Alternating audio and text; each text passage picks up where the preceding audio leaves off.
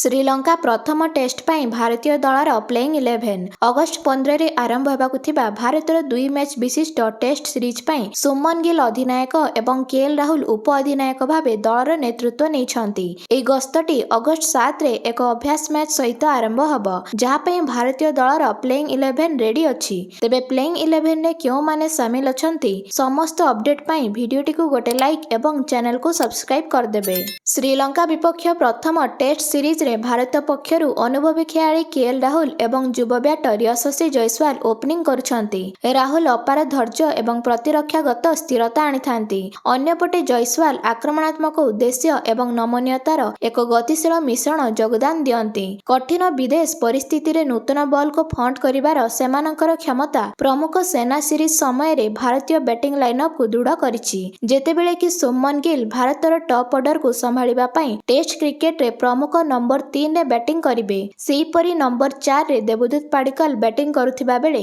Number 5 रे ऋषभ पंत एवं number 6 रे ध्रुव जुरेल बैटिंग करिवे। देवदूत पाडिक्कल, ऋषभ पंत एवं ध्रुव जुरेल का मिश्रण भारतर मध्यम क्रम टेस्ट चयन वितर्क उपरे केंद्रित शीर्ष क्रम विशेषज्ञ मानकु बहुमुखी विकेट कीपर बैट्समैन का सहित संतुलित करिछि। जेतेबेले कि नंबर 7 रे रविंद्र जडेजा दल रे गुरुत्वपूर्ण संतुलन, बामहाती स्पिन एवं निम्न क्रम बैटिंग गभीरतार जोग दियंती।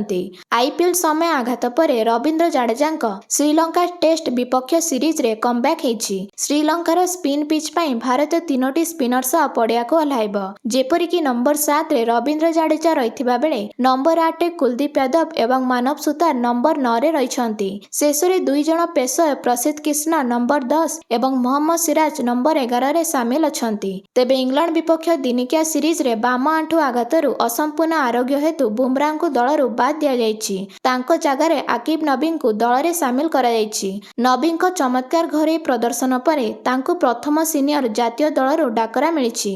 तेबे भारत प्रथम टेस्ट सीरीज जितिबो कि नाही ता निज निज मतामत कमेंट माध्यम रे जणांतु।